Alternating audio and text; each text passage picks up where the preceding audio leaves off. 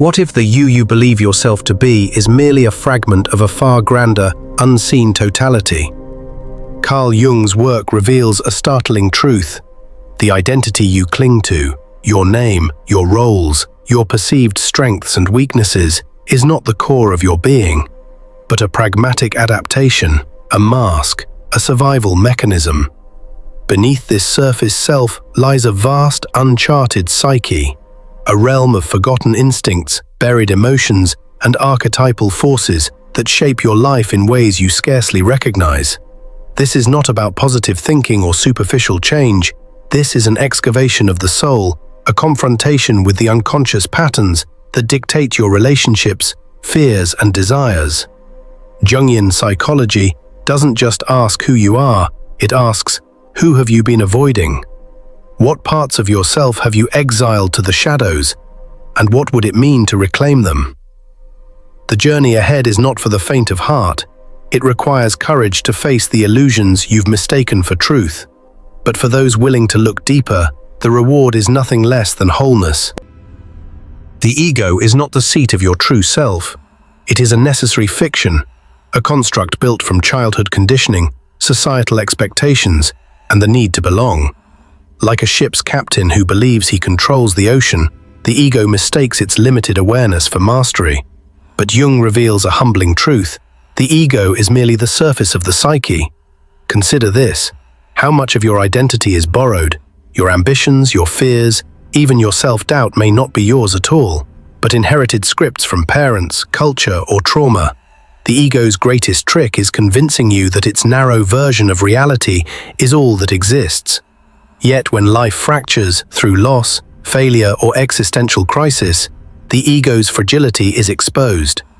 In these moments, the deeper self whispers, "There is more to you than this." The path to authenticity begins when you stop asking, "What should I do?" and start asking, "Who am I beneath all I've been told to be?" Every social interaction is a performance. The polished professional, the dutiful parent, the agreeable friend. These are personas, masks tailored to elicit approval or avoid conflict. Jung warned, the persona is a compromise between the individual and society. But when over-identified with, it becomes a prison. Ask yourself, where do you perform instead of exist? What roles drain you because they're incongruent with your inner truth? When do you silence your voice to maintain harmony? The persona isn't inherently negative, it's a tool for navigating the world. But when mistaken for identity, it creates a life of quiet desperation. The antidote? Conscious awareness. Begin to notice, this is the mask, now who wears it? Beneath the persona lies the shadow, the repository of everything you've denied: shame, rage, desire, even brilliance. Society rewards some traits, kindness, productivity, and punishes others, anger, vulnerability. Thus, we fracture ourselves, disowning what doesn't align with the good self-image. But the shadow doesn't disappear.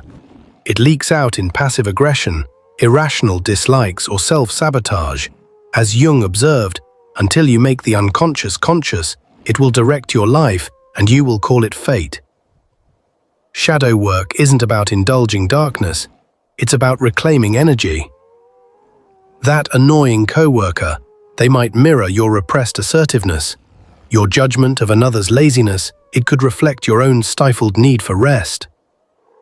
Integration begins with the question, what if what I reject in others is a disowned part of me? Every judgment is a confession. Projection is the psyche's way of outsourcing inner conflict. When you react intensely to someone, whether with admiration or contempt, you're often encountering an aspect of your own unconscious. Examples: the man who loathes show-offs may harbor his own stifled desire to be seen. The woman who fears needy people might deny her own unmet emotional needs. Withdrawal of projections is alchemical. As you reclaim these exiled parts, relationships transform. Conflicts lose their charge. You stop seeking villains or saviors because you've made peace with the multitudes within. Dreams are letters from the unconscious. Jung saw them as compensatory, balancing the one-sidedness of waking life. A timid person dreams of lions. An overthinker drowns in tidal waves. Key practices for dream work. Keep a journal by your bed. Record immediately upon waking. Ask not, "What does this mean?" but "How does this feel?" Symbols are personal. Water might represent emotion to one, chaos to another. Notice recurring motifs, characters, settings, emotions. These are clues to unresolved psychic material. By engaging dreams, you dialogue with the self. Over time, their cryptic language becomes a trusted guide. Jung's archetypes are the psychic blueprints of human experience, universal, timeless, and impersonal. They are the recurring characters in myths, religions, and dreams, because they live within us. The hero, the shadow, the wise elder, the trickster. These are not mere metaphors, but active forces shaping your choices and conflicts. For example, the hero awakens when you face a challenge, urging you to grow beyond your limits. The shadow emerges in moments of moral ambiguity, forcing confrontation with denied traits. The anima animus influences relationships, projecting your inner feminine masculine onto others. To work with archetypes is to recognize you are both the actor and the stage. By identifying which archetypes dominate your life and which are suppressed, you reclaim authorship of your story. Jung's theory of the anima, a man's inner feminine, and animus, a woman's inner masculine, transcends gender roles. They represent the psychic opposites within each individual, the qualities culture may have discouraged you from embodying. A man disconnected from his anima may struggle with empathy, art, or intimacy, dismissing them as weak. A woman estranged from her animus may fear assertiveness, logic, or leadership, equating them with coldness. Integration is alchemical. The anima softens rigid masculinity with compassion. The animus tempers emotionality with discernment. Wholeness arises when you stop rejecting these energies and allow them to coexist. Ask, where have I exiled my inner opposite? Individuation is Jung's magnum opus, the lifelong process of becoming uniquely yourself. It is not individualism, but a sacred synthesis, merging conscious and unconscious, light and shadow, persona and authenticity. Key markers of individuation. Withdrawing projections, no longer blaming others for inner turmoil. Making the unconscious conscious through dreams, art, or therapy. Releasing rigid identities. I am a victim. I must be perfect. This path has no final destination. It is a spiral, revisiting the same lessons at deeper levels. As Jung said, the privilege of a lifetime is to become who you truly are. Beneath your personal memories lies the collective unconscious, a reservoir of ancestral wisdom, shared symbols, and instinctual knowledge. This explains why cultures separated by millennia share similar myths: dragons, floods, rebirth. Certain images, the serpent, the mandala, evoke visceral reactions across time.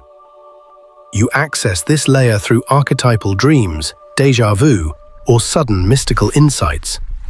Recognizing this connection dissolves the illusion of separateness. You are a drop in the ocean, and the ocean in the drop. Synchronicity, meaningful coincidence, is the psyche's way of bridging inner and outer worlds. Examples: thinking of an old friend before they message.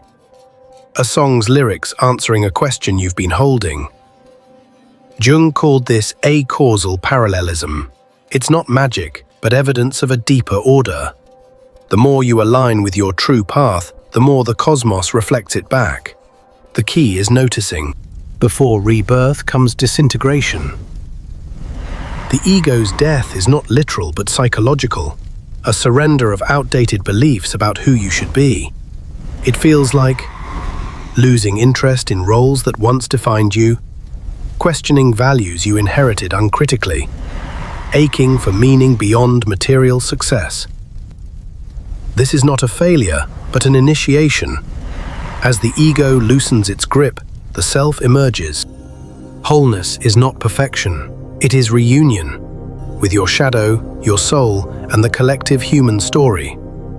Jung's legacy is an invitation to stop seeking outside for what was inside all along. You are not broken, you are unfinished, and every moment of awareness is a step toward the self you've always been.